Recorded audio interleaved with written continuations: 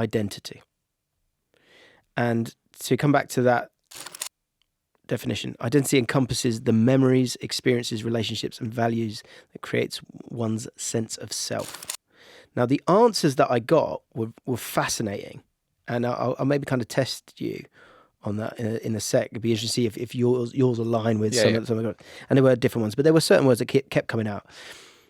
But in terms of that identity, often with identity, I think it's obvious, you obviously go to the best identity that you can have, right? And I think that's very easy, obviously, with Man United, because it's, one of the most successful clubs ever. But the identity is formed in those successful periods, and obviously under two Scotsmen, Busby and Ferguson. When it comes to sort of the Man United identity, and I'm going to say escaping the shadow of Ferguson, that is something that I think Liverpool struggled with for a long time, trying to kind of figure out what is the best way to get out of kind of the shadow of those great teams of the past. 30 years to be precise, really. Yes. But it's something that I think is such an albatross for the playing staff and everyone involved in it, because that is the reference point time and again. Come back to that intro from me. That phrase, "This is Man United." If you actually really break it down, it's like, it's an exasperation of, kind of where they are, because, oh, hang on, this isn't right. We should be over here. Yeah. And that kind of, to get over there, you probably need to kind of work your way back to either that identity or a new identity. How do you feel about the shadow of Ferguson? And how do you feel like Man United can get away from, is it get away from that? Or what, how do you, do you recreate an identity that works with those past relationships, again, like that definition says, but also carve something fresh and new? It's not about getting away from it. Like you've literally had Matt Busby, you've had the Munich disaster, you've had the recovery, and that was sort of in my opinion, about the identity of Manchester United. It was how the club rose from the ashes there and did the unexpected, and did it together, did it with Sir Matt Busby there, did it with Bill Foulkes. It was Bobby Charlton as captain, and he survived. That there is just an incredible narrative that was completely true. And I think that built a lot of United's identity. And then, it was post Busby shad. Like, how do you move on from Busby? And eventually we did. And that took 20 odd years, right? Yeah, it did take 20 odd years, and we made a lot of mistakes. 70s and 80s, we got relegated. And then we found Fergie. And that was kind of like, yeah, that's you're not finding Fergie again. That's not what I'm saying. But it's not about a case of moving on. It's about a case of just remoulding and reshaping. In the same way as Fergie had like great teams. Like he had his first championship, like his first Premier League winning team, and then he rebuilt it. And then in 2007-8 was probably his best team when we switched to a 4-3-3 and kind of a fresh identity. And that word identity in the modern game for the modern fan is directly linked to a style of play. Do you have inverted fullbacks? Are you playing with one striker up top? Where's the false nine? That's the identity of the club. It's not. That's just a formation. The identity is far deeper. For United's identity is about doing the unexpected, or just never say die. Like, we'll never die is the surfer flag that still goes over the Stretford end. And that is such a, like, backs against the wall, everybody's siege mentality together. And that's what Fergie built, especially with like Beckham. Like, that Beckham documentary was incredible. But it really made me remember how everybody outside of Manchester United wanted to just crucify Beckham, and he came into his safe place, which was United. And we went on to win the treble that year, and he was an incredible player for us. And it was that everyone against United mentality. I'd say that's the identity of United, and we've lost that. We're not the fortress from within that we used to be. There's too many holes, there's too many back doors, there's too many tunnels, there's too many moles.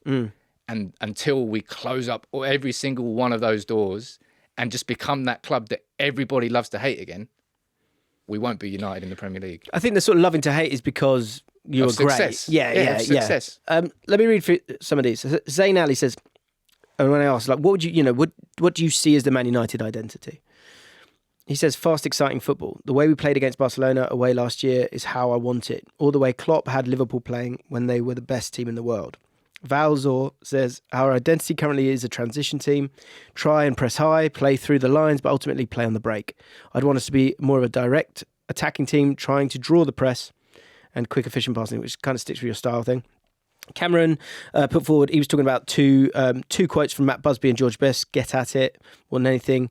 Best United sides have tended to rely on free expression of players, Best, Cantona and Rooney, not suited to submitting to a more systematic tactical identity. Ooh, tough sentence. United is essentially a stage for entertainers.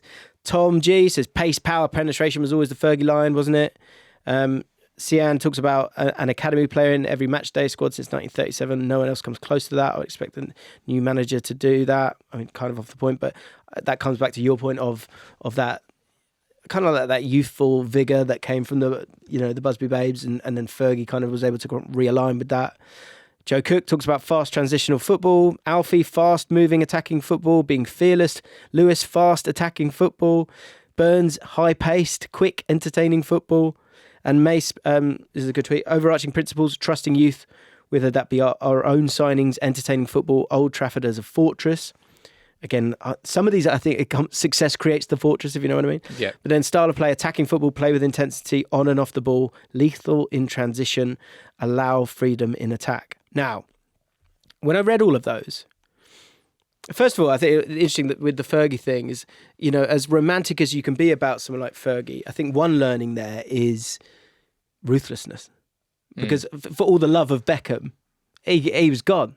He was gone sharp. There's so many. No, I don't mean, and so was Lee Sharp, by the way. There's a lot of, as many stories of you see this now when you hear all these ex-pros talk about you see it with Roy Keane and those different guys. There's the ones that went out in a way that suited them, and then there's the ones that got pushed out pretty quickly. Yeah. But I think that's an impressive thing in terms of what Fergie did. What I keep coming back to, fast attacking football, transition football, people saying we don't want to play like Pep. You kind of want to be Liverpool, don't you? You want to be Liverpool. I think you do, though. I think you want to be... Because also the other thing is, you talk about Busby and getting back to those highs. And I understand that's quite a triggering sentence for me to say, okay? Yeah. But you said you then found Fergie. Now, that sounds like an easy sentence, but it took 20 years to do it, right? So I think it's only understandable for it to be very difficult to find another Fergie. And who is that person? You probably, you only know until you know, and you've seen that at other clubs as well. Like David Dean knew it was Wenger, and Liverpool knew it was Jurgen Klopp. But if you're not going to be, and this comes back to what I was talking about with QPR and our chief executive, he was saying when they were looking for a new manager, they looked at the top 10 leagues and looked at the trends of which teams are playing, and then they looked at the Championship exclusively, same thing, and then kind of went with managers that kind of fit and align with that to allow you to be sort of successful in the game today. Yeah. If you want to retain the identity and you want to stay with, the way the world's going, you have two options. Either you go the Arteta Pep possession route, or you've got to be like Liverpool. I think as I said, identity is going to be intrinsically linked to how you play football, which is what about 80% of those responses were. Like the identity of Man United needs to be fast, flowing, attacking, and they're all completely correct. Because the other thing is that the youthful thing, again, that's where the sort of systematic changes can really help. Is the fact, and again, maybe Dan Ashworth, you think of Dan Ashworth, maybe DNA, like that Man United DNA, get back to that, because if you want to win a title with a bunch of kids, that's only happened once. And that's the exception that proves the rule. So if you want to kind of get back to that and do that again, there is so much change that needs to happen. But if you want to sort of short term get yourself back up there, that isn't, look at Chelsea. They're kind of trying to do that. It's dangerous. What I would say though about the youth is United's academy is, for all the problems that our club has had over the last 5 years, our academy has been trending in the completely opposite direction. We won the FA Youth Cup last year for the first time in a decade. Our under-18s are currently top of the league. 11 wins, 11 games, 11 wins, 37 scored, 6 conceded. They are blasting it. And the quality of the players coming through our under-18s right now is the strongest it has been for a long, like we're talking about, the gap between academy football and first team football is huge. this crop here is closer to that. Obviously, Kobbie Mainoo's just come through and Garnacho, 2 winners of it.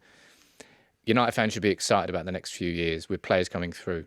But to go back to your question on identity, right? And I think this has been one of Ten Hag's downfalls. So when he came to the club, he started to do what you said, ruthlessness, rip stuff up. Ronaldo slapped him upside the head. Out you go, mate. Off you go. Just go and have a conversation with Piers Morgan. And then the Sancho stuff recently, which is, I can't bother to talk about that. But there's been so many examples of him being ruthless and him having a positive effect. And last year we finished third. We won the League Cup. I think that was as far as that team could have gone. And it was good. I did want to ask you about that. The 2 seasons, Mourinho had a great year.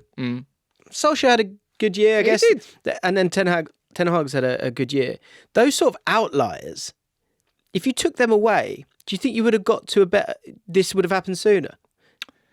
What, the takeover, you mean? Do you think that's at the ripple effect of those seasons of overperformance? Oh, absolutely. Has actually, like, even with the contracts that you've handed out, like Rashford making the money he's making right now, that's done off the back of there's an article in The Guardian today when it was talking about how, you know, last year 30 goals, but the other years it's 20, 15, 11, 5. Like, without those good seasons, do you think you've actually would have had a bit more growth overall? The ironic thing is that if you go back and you look at the investment from the Glazers, the bigger investment actually comes in the down years. So when you don't finish inside the top 4 is when Man United will spend big. And that's what Mourinho, for example, we finished, what was it? I can't remember where we finished. I think we finished second in his second year. And that's when the year after he got undermined. We didn't sign anybody. We spent like 60 mil compared to the rivals. And then the third season syndrome. Mourinho just got sacked today, I think. I'm pretty sure it's the third season for Roma as well. Yeah, it might be. Yeah. Mate, it is absolutely bang on every third Funny, season. isn't it? It's just get that bet in. Like, it's a guaranteed. And that's, do you know what, that shows the power of the narrative. Like that often is there all the time. Like, what is the story? Yeah. And the story of Mourinho, that's the problem for Mourinho now, is that when he gets to the third year, you go, uh-oh. And that's the same with, I mean, to a point with Man United. I think we all thought Man United would be able to kind of continue a little bit. I convinced myself that Mourinho was like, I've won everything I need to win, but look, Fergie's got a legacy at one club. That's what I want. Yeah. And this is where I'm going to get it. I'm like, he's going to be different. I'm like, no, the exact same thing happened. But same happened with Solskjaer, same happened with Ten Hag. But what I was saying there about the identity, ruthlessness, with Ten Hag, right? So success came in the first season, and what Ten Hag did, and you talk about the identity of Man United, and he came in the pre-season, in the second season, and then he said, I've been looking back at United. I've been, watching those videos from 2007-8, and I want to make Manchester United the best transition team in the world. He's basically just watched us like counter-attacking against Arsenal with like Ronaldo and Park and Rooney and go, I want a bit of that. Yeah. I want a bit of that. Look how excited the whole crowd is. So I think Ten Hag has sort of played into it and thinking, well, that's what United fans sort of expect. That's the sort of team I need to build towards. Whereas I would have loved him to have just gone, hey, sod that. Like, this new Man United identity will be Ten Hag's Man United, and I will change the course of where Man United are going from there, which he still could do. Yeah. But I think he had a bit of a diversion this summer, which I don't think has worked. So let's talk about the possible casualties from this takeover, because I think Erik Ten Hag is front and centre when it comes to that.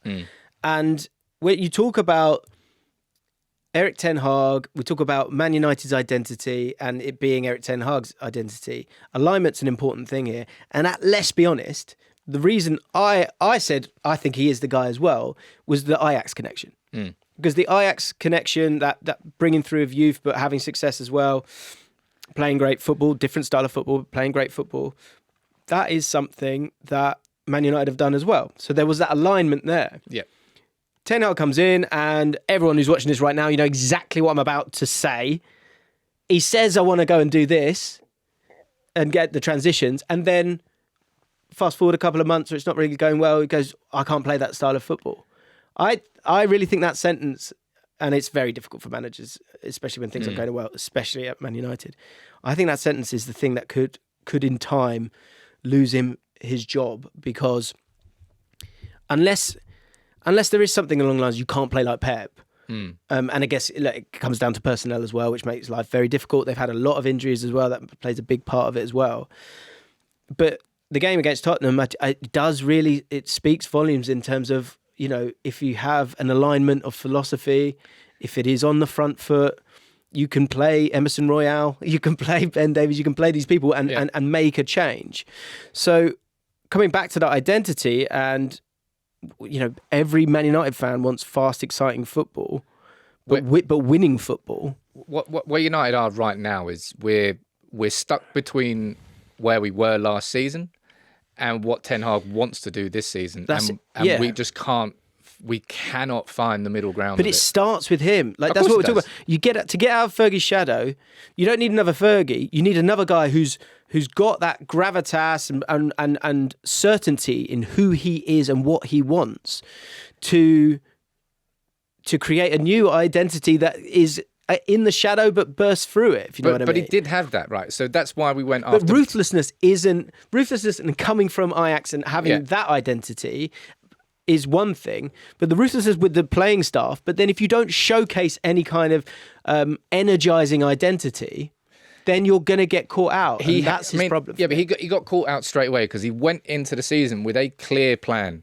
Switch Man United to playing one number 6, 2 aggressive number 8s, win the ball high up the pitch, high energetic pressing, and then just a kind of semi-structured team go, hey, just pass around these two. Shut the bed, didn't he? Just pass around these two blokes, and then you've got Casemiro on his own who can't cover that much ground. And all of a sudden, everything he's working towards in pre-season, he got it wrong. And then he's thinking, shit, what do I need to... and then he now is stuck between... But he's blinked now. It's too late. I didn't realise... You know what I got wrong with Ten Hag, right, from the very start? I thought he was really somebody who was fixed to a style of play. Like 4-2-3-1, you're underlapping forward. I thought that... But what he is and what he's admitted to is that he changes his style and tactics according to the players that he's got. So he actually makes his teams around the individuals he has, rather than thinking, I'm going to imprint my identity on this team. He's allowing the players to sort of mould how he approaches the games. Right. So, and people have spoken about this when it comes to Man United as well, of terms of, again, identity is identity, style of play. If style of play is one thing, that's not what Fergie did. Fergie would mix it up and find ways of winning. We're going to talk about who are going to be the casualties from this ownership, okay? Yeah. Erik Ten Hag is the first name that I wonder about. We'll get to the players in a second. Yeah. Can you be a successful manager and have alignment? And Dan Ashworth has said this himself. If you're going to change manager every 40 months, which is the general average, and again, this is something that's happened at QPR. If you go ball playing manager Warburton, he was a QPR manager, ball playing manager Mick Beale, ball playing manager Neil Critchley. Ball playing? I don't know what that means. Possession based, all of those, right? And then you go Gareth Ainsworth and it's direct, like curl up into a ball. Yeah. And then you end up buying, instead of young, exciting technical players, you end up buying, absolutely no disrespect to them, they're all doing okay for us this year, but Asmir Begovic, 37, Steve Cook, who's actually been really good, but who's well over 30, and Colback as well, well over 30. Like, the alignment's not there, and it utterly smashes up everything that you want to do. Yeah. Can you be a great manager and not have that clarity of thought? Because you're saying Erik Ten Hag is one who's going to wobble around. Klopp doesn't do that. Pep doesn't do that. Arteta doesn't do that. No managers do that anymore. It feels like he had the clarity of thought going into the season and it's not worked. And he's just trying... And I know that people don't want to speak about it. Injuries have really screwed us this season. Like, really, really badly. And nobody wants to talk about it. They really, really don't. But he is... He's broken. So, like, someone like Ange Postecoglou has come in. They've had the same amount of injuries, more. Like, look at those two benches at the weekend. They were crap, both of them. But Man United was actually somehow better. Oh, I know that. I'm not talking about now. Like, Postecoglou's, and this is what really annoys me as well. Like, I don't care what Postecoglou is doing at Spurs. But it's working at Spurs. I know, but it's like comparing a Ford to a Ferrari. It's United. Your Ferraris, but what's better, a 2023 Ford or a 1930s Ferrari? I'm saying the scale and the scope of the job is just, it's uncomparable. It really is. And it's like people going, oh, the new Zidane, the next. No, it's not that. It's just the first of whoever this person is. And people love to compare about anything that's gone on somewhere else. It's 11 players against 11 players. I know that. I don't understand what you're saying. When you break it down into the simplistic, what shows on the pitch, yes. But Manchester United are entirely broken, and Ten Hag now is reflected. And I'm not saying that everything that's happened to Ten Hag now is because of all the stuff behind the scenes. A lot of his problems are self-inflicted, and he needs to fix them himself. But now the football is very reflective of what's happening in our club. I have to disagree because I think patterns of play are so important in football. Because this is where you're correct now. If I set a challenge here, if I go, there's 4 seats here, and I go, right, here's a ball, we've got to get it round. I'm going to throw it to you. Just throw it round. Yeah. Like, the pattern of play, right? I know. If I don't tell you and I just go like that and throw it to the guy opposite me, he's then got a decision. It slows it down. This is when you break it down to this simplistic, what is he doing on the training ground? And this is where I understand the frustrations of United fans, because there are certain games where it just works, and that it's really, really frustrating me because I saw so much good from Ten Hag last year, I genuinely feel that he does align with where I think this club could go if he was just the head coach. Let's move this along a little bit then. So what? One, does he need saving this season? He needs to save himself. That's it. Right. And how does what saves him this season? How does he save himself this season? The second half of this season, Man United start playing like we did between January and March last year, where back from the World Cup, we beat City, we beat Barcelona, we won the League Cup. United were flying at that point. That was the best part. And post-League Cup, there was a massive hangover that lasted to the end of the season. And in terms of winning games, that's great. But in terms of performance, what is flying? Oh, if you watch us away at Barcelona in the Nou Camp, I think that's the first time we've scored at the Nou Camp. I don't know when the record was. It was a long time. I think it was back to 99. 99, yeah. I think it was. Yeah. But just the way it's the intensity out of possession, which is kind of a hallmark of the Ten Hag team. And this is what's hurt us so much this year, is we've had that intensity to a certain degree, and then we just get played around. Just a half-decent team goes, look, right, lads, United, like Spurs, for example, United are going to have 2 weaknesses. 1, cutbacks, let's score one of them. 2, set pieces, let's score one of them as well. They're going to press you here, just 2 passes, drop a midfielder deep, 1 extra ball, and you're going to run into space. Ten Hag's press is getting found out, and it's because we're stuck between 2 systems. When we've got a defence which is so slow. We're playing Johnny Evans as defender. Played bloody well. Very good. It's ridiculous how he's basically one of the best players at the United this season. But you've got Evans and Varane who aren't athletic. So you have to play a deeper line. So there's too much space between the lines. And it's not just about personnel, but we're stuck between systems. What was working last year and what he wants to do this year. And he doesn't know what to do. And he's like, shit, my job's under threat. Let's put Scott McTominay on. And he's lost his marbles quite a bit. Yeah, but this is why I'm struggling, is for him to be the guy. Okay, you can maybe say, okay, look, everything around me, it's that meme of the dog and everything's burning around him. Like, maybe that's Ten Hag right now, right? But you have to draw a line with these, Dan Ashworth and these guys coming in and go, and hopefully they've had this meeting and he's gone, look, I can't, with all these players out, I can't do what I want to do. Very quick, just sort of yes and no kind of question. The squad, when everyone's fit, can he play the way he wants to play? I mean, if he can't, then he's going to get sacked. Then it has to be on him at some point, right? Then he's completely getting sacked. Okay. So really kind of between now and then, because I've said this a few times, like, I think you've been fortunate to get the points that you've got this year. I have no idea how we're still in a position where we can have a conversation. Yeah. It's stupid. We've been playing abysmal. But with that in mind, I could easily see you playing better and having less points. I can easily see that because that's football, isn't it? That happens, right? And we're only playing once a week right now, which will also play into our hands. Like, everything right now is just geared towards. If you look at this top 4, like, City aren't going to drop out, Liverpool aren't going to drop out. I wouldn't expect Arsenal to drop out, and Spurs is a significantly better football team than us right now. And that means one of those 4 has got to make so many mistakes between now and the end of the season. So you're 8 points off top 4 at the moment. And that's perfectly reasonable. Well, you want 5, don't you? Fifth spot as well. Is 5th Champions League this year? I think it's getting less and less. It's one of that's one of the things in football that once it's decided, let me know. But I'm not looking into it. I can't be asked. Sorry. But so again, so for him to save himself, yeah. And I think he's the only person who can save him. So you've got 32 points in the first 20 games, right? In the second half, if you got the same amount of points, but would you rather have the same amount of points, but like I can see it now? Or do you have to see it? And by that, I obviously mean that clear identity that we keep talking about. Do you need to see that by the end of the season for him to save his job? Yes. Okay. And I don't think that's an unrealistic expectation whatsoever. And that's my disappointment, is that I think with Postecoglou, the reason I keep coming back to him is that with all those injuries, it's the philosophy that's got him through. Yeah. It's the philosophy that's allowed him to keep getting points, and that's why he's 8 points ahead of Man United, who've been lucky. And I would say that I can't know this, but my assumption is that Postecoglou, from a coaching perspective, is able to vocalise his philosophies in a simpler fashion to the point where people understand it and are able to buy in a lot quicker. I think Ten Hag's are a little bit more complicated. Okay. Can I check this out? And English being his second language, I think, is a part of that as well. So very quickly, Erik Ten Hag, will he be sort of happy to sort of give up the reins when it comes to bringing in new players?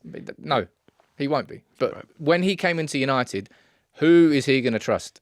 Well, okay, John Murtough, the Glazers, I get stuffed, mate. And there's no chance I'm trusting any of you.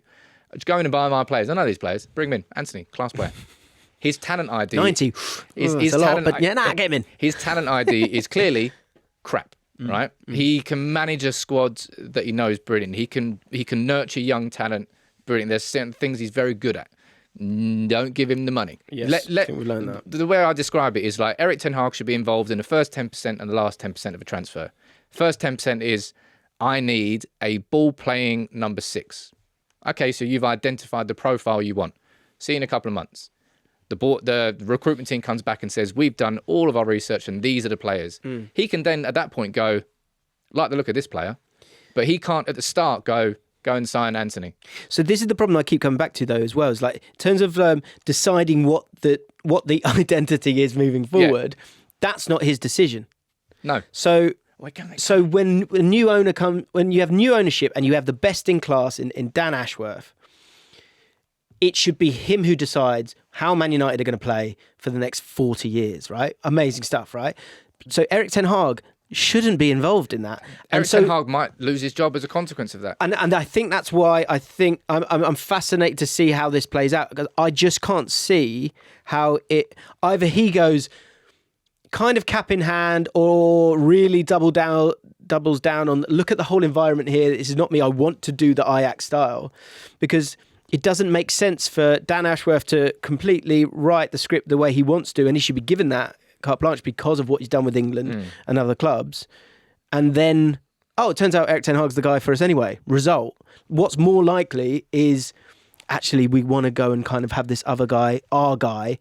And last time I'm going to bring him up. Liar. Probably. So I've got a list of possible next managers. I'll go through some of them.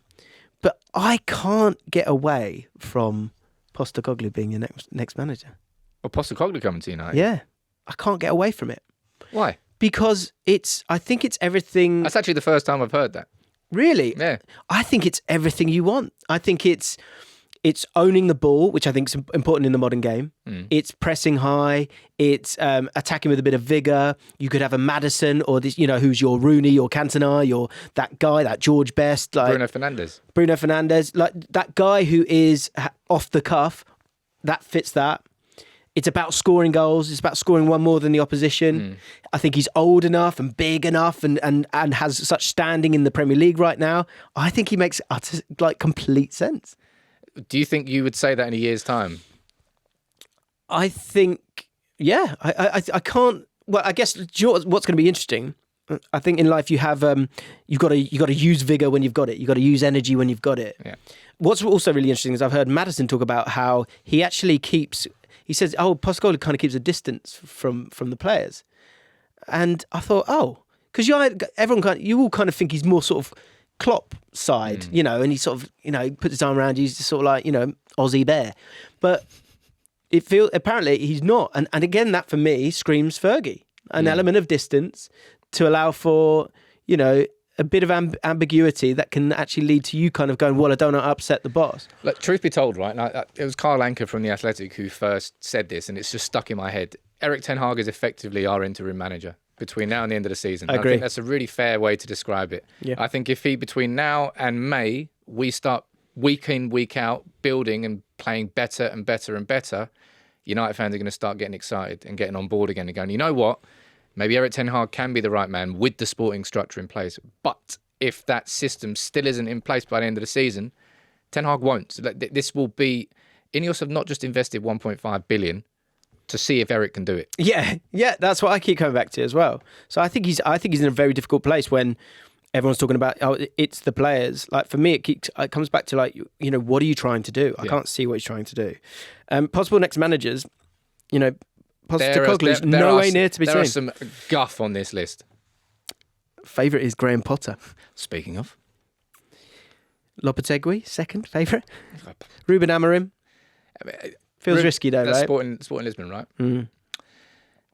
There's going to be sort of... I imagine Nice's manager will be on this list at some point soon, like Farioli. He's not, actually. But I imagine... Oh, right, yeah. In the same... You're talking about De Zerbi, you're talking about Amorim, you'll throw in Farioli's name as well. It's just going to be that new breed. But Ten Hag was the new-ish breed. I feel like you get swallowed up a little bit if you're too green. United is just a different behemoth. Yeah. United has swallowed Mourinho, Van Gaal. If it swallowed some big old names, it would probably swallow a lot more managers. That's why I keep coming back to Ange. Because he'll hold you. This is the thing that I've been impressed with is with Tottenham. It's the Spursy thing. It's the no trophy thing which gets thrown. And what I like is that previously you had Conte and you had Mourinho, and they were sort of holding their hand back, going, "Come on!" Like trying to come up here and be a winner like me. Yeah. Whereas Postecoglou goes, "Let's go together." And I think that's kind of what Man United are kind of coming back to needing that. But you also need someone with a little bit more in the bank in terms of our minds to sort of help with the narrative a little bit than he would have had if he'd come straight to Man United from Celtic. Of all the names that Spurs fans are screaming right now. Flav is just going to absolutely unsubscribe. That's why I did it here. I'll save it over here. But you got Potter, Lopetegui, Amorim, De Zerbi is a car crash waiting to happen at Man United. The car crashes. The car's already crashed. That's kind of your football. What you want a little bit. You're going to have to take some elements of modern football, of controlling the game. But this is why the next couple of months from an INEOS perspective are so important, because we are really going to start understanding what the actual vision of our football clubs is for them. Like, we might have a vision of what we want the football to be, and we want this sexy football flowing, blah, blah, blah, but they need to have the perfect man to execute the vision that they have, and that might be someone different to a lot of their... One thing is that you said right at the start of the podcast, there's still 4 chapters left. Like, in terms of seeing the football that you want to see, and again, come back to Dan Ashworth and the England DNA, I think that was put in place. That was put in place a long time ago, when Greg Dyke was the main man, and they were working towards 2022, and it took, I want to say a decade to sort of kind of get where they wanted to, and we're seeing it now. In terms of seeing it on the pitch, I want to move on to possible casualties when it comes to the squad now, because. Yeah. We've spoken about Ten Hag enough, and I think the thing you can't get away from, and again, it's a difficult thing for Ten Hag, is that, okay, you've got these injuries, these guys are going to come back, and then, okay, hopefully you can sort of put a bow on it and go, there you go, there's a team. But what generally people will come back to and say smugly is the players aren't good enough. The problem is, in terms of the rebuild, when we go through sort of players, and I always go to sort of when is their contract up, because that's going to lead to sort of when you're going to decide to sell them, right? And you need to get rid of a lot of players in that squad. In terms of this summer, players out of contract, Johnny Evans, 1 more year, Johnny? Come on. Genuinely might happen that.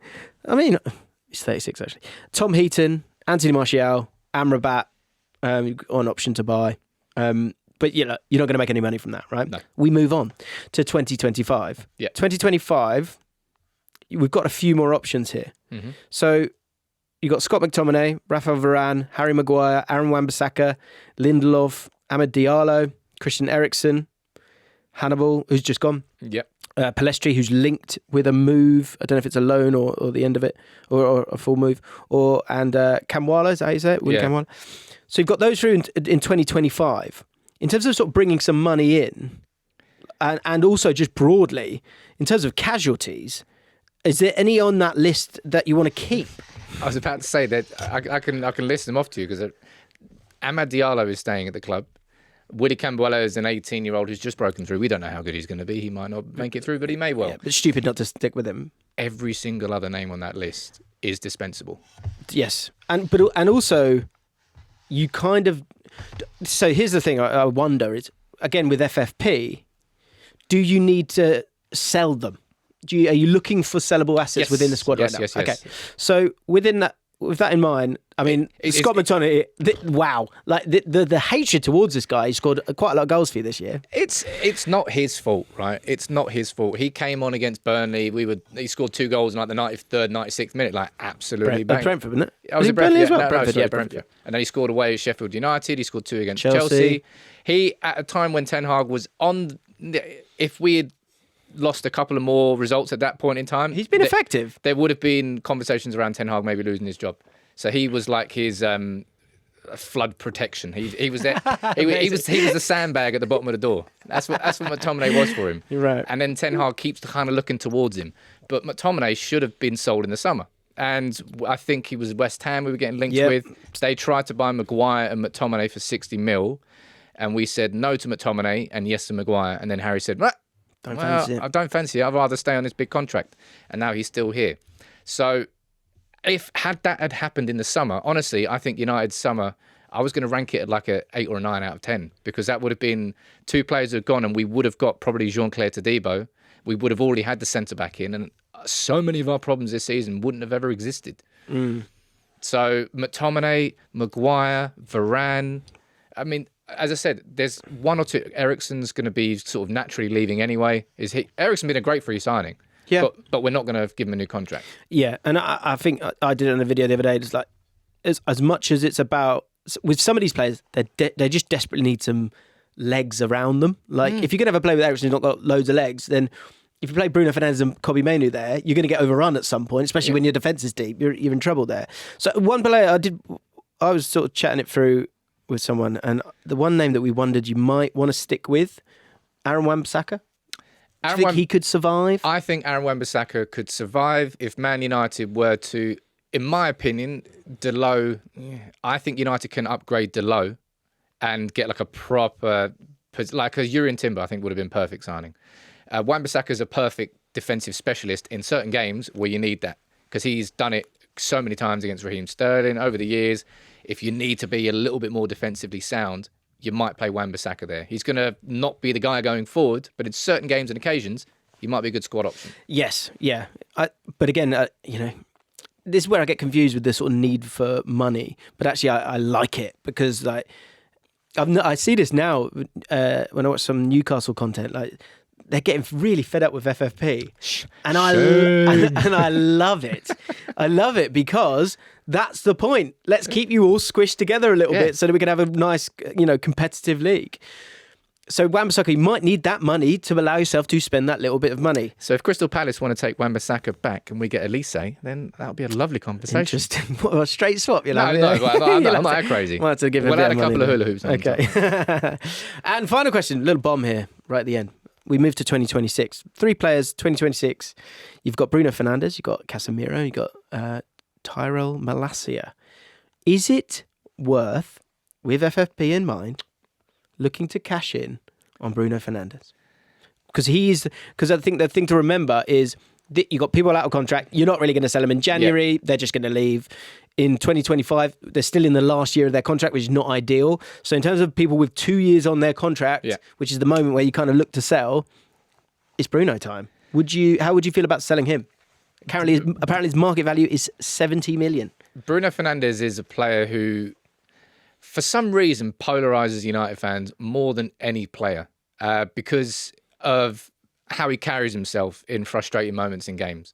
He loses his head like a fan. Like he's hot-headed. Like he plays emotionally, and it works when it works. But when it doesn't work, and it's shoulders down, it's hands in the air, it's moaning, and he's the captain, it doesn't reflect well. But there is absolutely no chance I would sell him. I think United would be mad. He is and has still been one of the biggest and best creators in Europe's top 5 leagues for like the last 3 seasons, despite how bad we've been. And if we have a midfield setup of the likes of, say, Mainoo and, for example, Onana from Everton, like a big, physical, powerful, space-covering, duel-winning midfielder. Grass-eating. Him, those 2 players behind Bruno, and just say to Bruno, don't have to run around everywhere, dude.